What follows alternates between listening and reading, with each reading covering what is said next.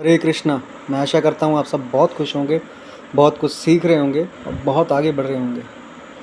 बेचना, selling skill, इसके बारे में जब कोई सुनता है तो उनको बड़ा अजीब सा लगता है कि बेचना कोई काम होता है, सेलिंग।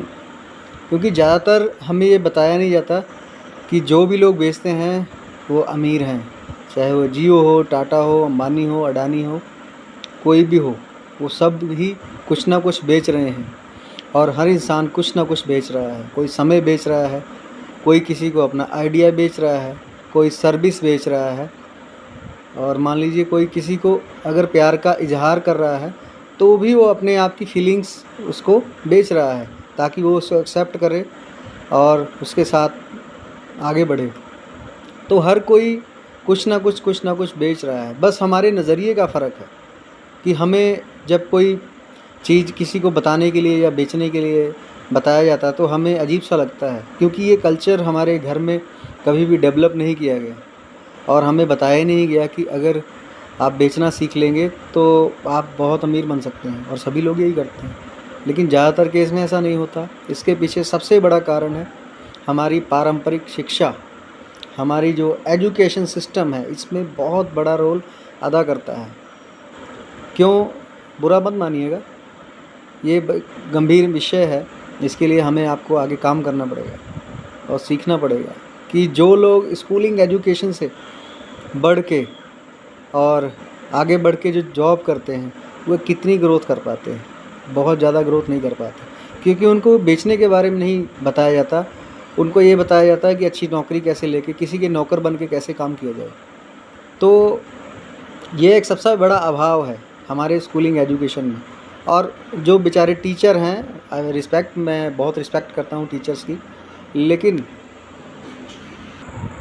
लेकिन यही बात अगर हम उनसे भी करते हैं तो वह भी उसका यही उत्तर देते हैं कि ये कोई काम नहीं होता, किसी को कुछ बेचना ये सब बकवास है, सब चोचले हैं, ऐसा कुछ नहीं होता है।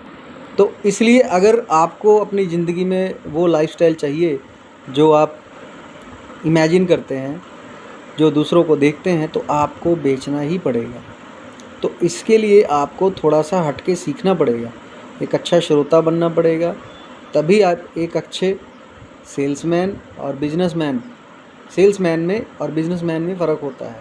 सेल्समैन होता है उसको डर के कारण बेचना पड़ता है, और बिजनेसमैन अपने एंथुआज़म के साथ, अपनी प्लानिंग के साथ और अपने प्रोडक्ट या सर्विस की वैल्यू के हिसाब से बेचता है। बेचता हर कोई है, लेकिन डिफरेंस दोनों में एजुकेशन का आता है।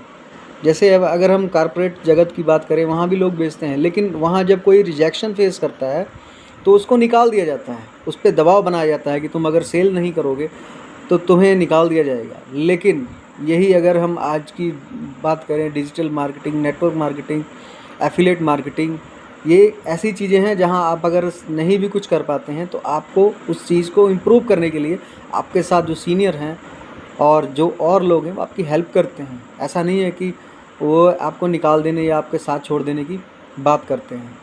और इसको सोच के जब किसी से हम कुछ बात करते हैं तो 99% लोग इसको नेगेटिव वे में लेते हैं। वो उनकी गलती नहीं है, वो अपनी जगह सही है, क्योंकि कई बार उनके साथ, कई लोगों के साथ ऐसा हो ही चुका है। लेकिन हर जगह हर चीज़ पॉसिबल नहीं होती है, क्योंकि दुनिया में अच्छे लोग भी हैं, बुरे लोग भी हैं, हर फील्ड में। चाहे वो आपका ट्रेडिशनल बिजनेस हो, चाहे कोई भी बिजनेस हो, आप जो भी निर्णय लेते हैं सोच समझ के लीजिए और अच्छे आदमी के साथ काम करिए। ये इंडस्ट्री बुरी नहीं है और इसमें बहुत ग्रोथ है। और आने वाले टाइम में जो भी इंडस्ट्री है, वो एफिलिएट मार्केटिंग, डिजिटल मार्केटिंग, ये बहुत ग्रोथ करेगी। और जो लोग इसको आज नहीं समझ रहे हैं वो बहुत पछताएंगे। जैसे पहले के टाइम में लोग गवर्नमेंट जॉब में पकड़ पकड़ के लोग लेके जाते थे, लेकिन आज उसी जॉब पे से निकाला जा रहा है। बहुत सारी सुविधाएं बंद की जा रही हैं। क्यों? इस चीज़ का जवाब हमें ढूंढना पड़ेगा। हम सिस्टम से नहीं लड़ सकते, वो जो है वो ऐसे ही रहेगा। हम अपने आप से क्वेश्चन कर सकते हैं कि हम अपने आप को ऐसा काबिल बना लें कि हमें जॉब देने वाले बनना चाहिए, ना कि लेने वाला। तो उसके लिए आपको अपनी पारंपरिक शिक्षा, जो आपके इसमें बहुत सारा बुद्धिमानी वाला ज्ञान है, इसको खाली करना पड़ेगा। आपको एक्सेप्ट करना पड़ेगा कि मुझे और ज़्यादा सीखने की ज़रूरत है। तभी मैं उस पे ग्रोथ कर पाऊँगा। और अगर आप ऐसा सोचेंगे तो आपको एक ऐसे पर्सन के साथ काम करना पड़ेगा जो ऑलरेडी उस फील्ड में आगे बढ़ रहा है, जहाँ बढ़ चुका है, और वह आपका शुभचिंतक है। उसके साथ आप मिलिए, आप हमसे संपर्क करिए, हम आपको सही, मैं कोई टीचर नहीं हूँ, मैं आपका एक भाई हूँ। भाई के नाते मैंने जो सीखा है मैं आपकी ज़रूर हेल्प करूँगा, आपको सही मार्गदर्शन में, आपकी विकसित होने में आपको ज़रूर हेल्प करूँगा। तो आज का जो युग है वो डिजिटल टेक्नोलॉजी का है, ट्रेंड, टेक्नोलॉजी और स्पीड, और उसमें जो भी लोग काम करेंगे वो बाय डिफ़ॉल्ट पैसा बहुत कमाएंगे, क्योंकि अभी सिर्फ ये 5 से 7% लोगों को इसके बारे में जानकारी है, और आने वाले 2030 या 35 तक ये 85, 90 या 95 अरब लोगों को इसके बारे में जानकारी हासिल मिल जाएगी। जैसे अभी आम चीज़ें हैं, 90s में अगर हम देखें तो इंटरनेट का पहला वर्जन आया कंप्यूटर का, बहुत सारे लोगों ने इसको यूज़ किया, लेकिन कई लोगों ने इसमें बहुत पैसा कमाया। इंटरनेट का दूसरा वर्जन आया, फेसबुक, व्हाट्सएप, इंस्टाग्राम, कई लोगों ने पैसा कमाया, लेकिन हम आज भी उसको सिर्फ स्क्रॉल कर रहे हैं या उसको सिर्फ टाइम पास के लिए यूज़ कर रहे हैं, और जो उसको सही तरीके से यूज़ कर रहे हैं वो उसमें पैसे भी कमा रहे हैं, यूट्यूब से, एफिलिएट मार्केटिंग से, या अपने कोर्स बेच के, अपने कुछ भी ऐसा कुछ भी बहुत पैसा कमा रहे हैं।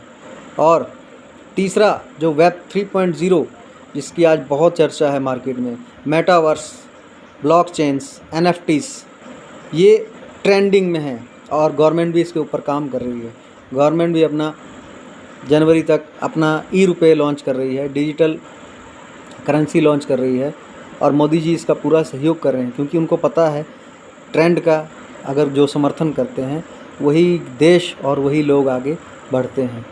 तो इस चीज़ को समझें, एक अपना जो पुराना ज्ञान है उसको लेके ना बैठें, आप माइंड मत करिएगा, लेकिन एक ठंडे दिमाग से सोचना ज़रूर कि अगर कोई हमें कुछ बता रहा है तो उसको समझें ज़रूर। करना ना करना वो हमेशा आपका डिसीजन होता है, हम आपका डिसीजन नहीं लेंगे, डिसीजन आप पे छोड़ते हैं, लेकिन आपको पता होना चाहिए कि दुनिया में क्या चल रहा है। ऐसा ना हो आपको तब पता लगे जब टाइम निकल चुका हो। तो टाइम के साथ जो लोग बदलते हैं, पैसा भी कमाते हैं, सक्सेस भी कमाते हैं और हमेशा आगे बढ़ते हैं। और जो लोग पुरानी चीज़ों को फॉलो करते हैं वह बहुत ज़्यादा ग्रोथ नहीं कर पाते, एवरेज लाइफ ही जीते हैं, क्योंकि वो अपने आप को बदलने के लिए तैयार नहीं है। इसके लिए नोकिया की एग्जांपल है, कोडेक की एग्जांपल है, आप सब इसके बारे में जानते होंगे कि उन्होंने अपने आप को चेंज नहीं किया और वो मार्केट से ख़त्म हो गए। उनकी जगह ओप्पो, वीवो, बहुत सारे लेटेस्ट टेक्नोलॉजी ले ली, क्योंकि उन्होंने ट्रेंड को पकड़ा कि क्या चीज़ें आने वाली हैं, क्या डिमांड है, लोग क्या चाहते हैं। तो हमेशा ट्रेंड को फॉलो करिए, समझिए और अपने आप पे काम करिए, बहुत आगे जाएंगे। तो इस चीज़ को हमेशा एक्सेप्ट करिए, हम आपके साथ हैं। धन्यवाद। बाकी अगर कोई चीज़ ना समझ लगी हो आप मैसेज कर सकते हैं। मेरा चैनल यूट्यूब पे है, मोटिवेशन बाय सुधीर युवा, उसको फॉलो कर सकते हैं। Thank you. और सब्सक्राइब भी कर सकते हैं, शेयर भी करिए। आपकी सपोर्ट के लिए बहुत बहुत धन्यवाद। हरे कृष्ण।